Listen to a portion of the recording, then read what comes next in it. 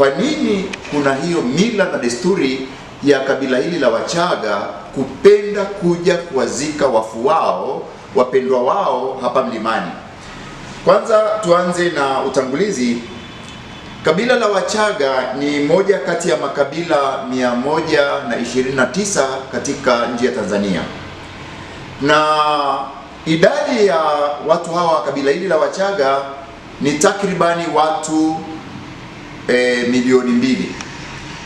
Ni kabila la 3 kwa ukubwa hapa Tanzania, likifuatia makabila makuu mawili.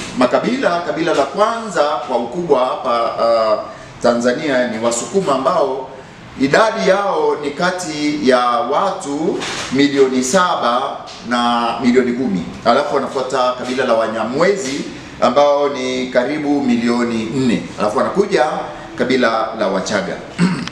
Sasa dhana hii ya kwa nini Wachaga wanapenda kuja kuzika watu wao, wapendwa wao hapa, ni dhana ambayo imeibua majadiliano, sio nyakati zetu tu hizi, lakini ni dhana inayoonyesha pia fursa adimu na adhimu katika maisha na muktadha wote wa maendeleo ya kabila la Wachaga. Maendeleo kiuchumi, kijamii, kiroho, kielimu na kadhalika. Naomba nianze na nitatoa hoja kuu 8 zinazotoa mashiko kutokana na kwa nini Wachaga wanazika wafu wao, wanazika wapendwa wao hapa mlimani. Hoja namba 1 ni hoja ya kibiblia. Katika maandiko matakatifu, Biblia takatifu na hasa Agano la Kale, tunaona watu kadhaa, watu maarufu wakiwa wanarudishwa kule makwao kwenda kuzikwa. Wa kwanza ni Ibrahimu na Sara. Ibrahimu au Abrahamu na mkewe Sara walizikwa pale Hebroni. Tunasoma hili kutoka katika kitabu cha Mwanzo sura ya 23 mstari wa 19. Sura ya 23 mstari wa 19 tunasoma hivi: baada ya hayo Abrahamu akamzika Sara mkewe katika pango hilo lililokuwamo katika shamba la Makpela mashariki ya Mamre, yaani Hebroni, katika nchi ya Kanaani. Kwa hiyo Abrahamu anamzika mkewe nyumbani, hoja ya Biblia. Lakini kuna wengine wengi, Isaka na Rebeka. Kitabu hicho cha Mwanzo, tuangalie kitabu hicho cha Mwanzo sura ya 35 mstari wa 29. Mstari wa 29. Tuanzie mstari ule wa 27.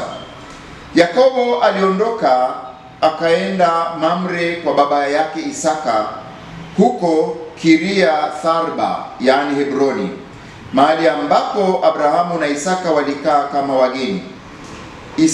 Isaka alikuwa na miaka 180, akafariki akiwa mzee wa miaka mingi. Watoto wake Esau na Yakobo wakamzika. Wakamzika wapi? Wakamzika huko Hebroni.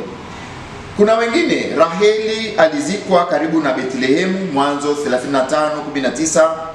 Mfalme Daudi alizikwa Yerusalemu. Lakini tuangalie pia Yakobo alizikwa Hebroni. Hili tunalisoma kutoka katika kitabu cha Matendo ya Mitume, Agano Jipya, Matendo ya Mitume sura ya 7 mstari wa 16. Matendo ya Mitume sura ya 16. Miili yao ililetwa mpaka Shekemu, ikazikwa katika kaburi ambalo Abrahamu alikuwa amenunua kutoka kwa kabila la Hamori kwa kiasi fulani cha fedha. Sasa maandiko matakatifu, Biblia takatifu, hasa Agano la Kale, linaonyesha sehemu mbalimbali walikozikwa, walikohifadhiwa watu mbalimbali wa Agano la Kale. Hoja namba 2, hoja ya kitamaduni. Tunaenda kwa hoja, tunaenda kitaalamu kabisa. Hoja ya kiutamaduni au kianthropolojia. Kianthropolojia, Wachaga wanatoa heshima kwa mababu wao, kwa watangulizi wao. Kuna msemo wa Kiingereza unasema home sweet home, nyumbani ni nyumbani tu, iwe magharibi iwe mashariki, nyumbani ni nyumbani.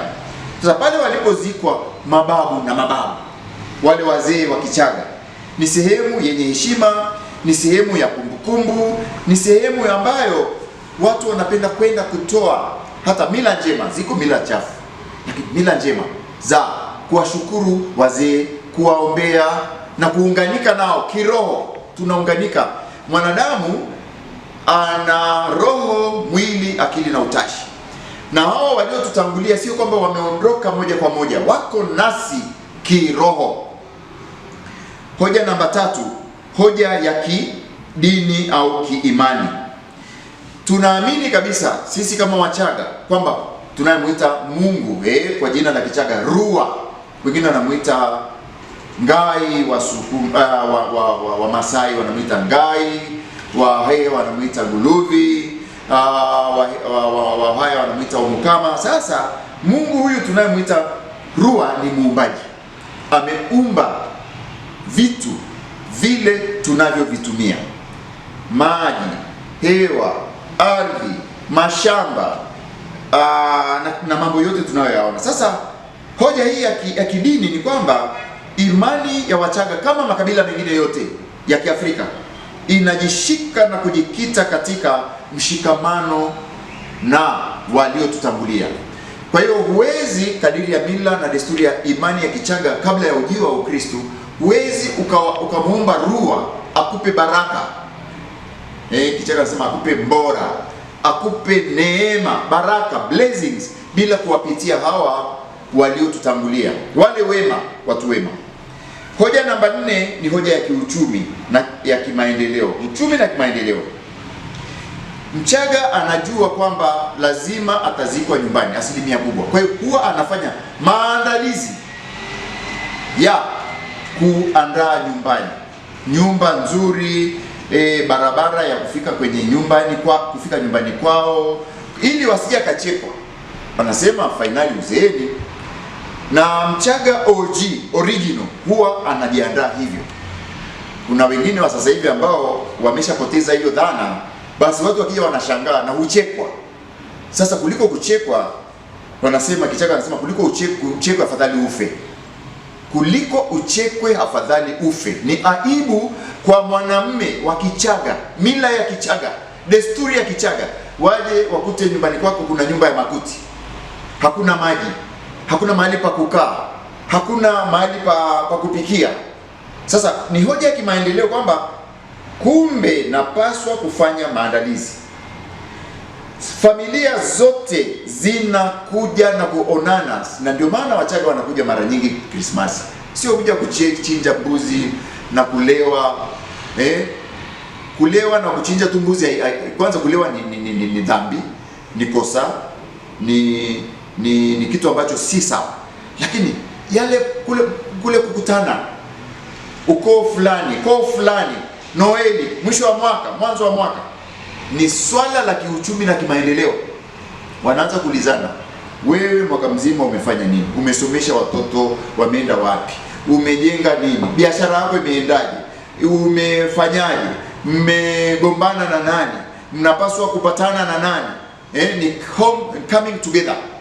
Kwa hiyo familia zinafahamiana. Leo hii kuna vijana wafahamiani, mtu anaoa mtoto wa shangazi yake, anaoa binamu. Kumbe mkifahamiana, huyu hapa achana naye, sio tena girlfriend. Huyu hapa ni binamu yako. Huyu hapa ni mpwa wako. Ni mila njema. Kuna watu wameoana damu moja hiyo, watu kumbe ni ndugu, na hiyo inaleta balaa hata maisha. Hoja namba 5, hoja ya kimalezi. Vijana wanapokutana hivyo, wajukuu, vilembwe na vilembokeze wana preserve, wanaweka kumbukumbu za maisha ya malezi yao. Preservation of the historical roots. Sio tu swala la kuja na kufanya sherehe, lakini wanasema mti wa ukoo wa Limo, ukoo wa Mushi, ukoo wa Shirima, ukoo wa Masawe, ukoo wa Mbando, ukoo wa Shayo, ukoo wowote ule mti, zile historia. Babu wa babu alikuwa fulani, alikuwa na mila nzuri hizi, alikuwa anafanya kazi, alikuwa ni mtawala, hakuwa anakula dhuluma, hakuwa mwonevu. Ukila dhuluma unakufa, ukiwa mwizi inakuwa ni shida. Kwa hiyo ilikuwa ni mila nzuri ya kupreserve mambo mazuri ya koo na kabila lote la Wachaga. Hoja namba 6 ni hoja ya kijamii. Ni kipindi cha kutoa shukrani. Wanapokuja kuzika mpendwa wao huko Chagani, wanatoa shukrani. Wanamshukuru Mungu kwa zawadi ya huyu mtu aliyekuwa na maono ya kuleta maendeleo katika ukoo fulani. Amefia Dar es Salaam, amefia Kigoma, amefia Afrika Kusini, amefia India, amefia Marekani, amefia Ujerumani, ameletwa. Tunamshukuru kwa niaba ya wote kwamba alijitambua. Kwa hiyo kijamii kuna kitu kinachoitwa social identity. Watu wanapaswa kujitambua na kujipambanua. Neno kubwa siku hizi, kujipambanua, identity. Tunajipambanua, na unaporudishwa nyumbani watu pia wanakuja kushukuru kila mwaka, hasa wale watu waliofanya mambo mazuri. Tunaona sio tu kabila la Wachaga, tunaona hata viongozi mbalimbali katika nchi yetu. Tukianza kwa mfano na hayati Kardinali Laurian Rugambwa, akupenda kuziko Dar es Salaam.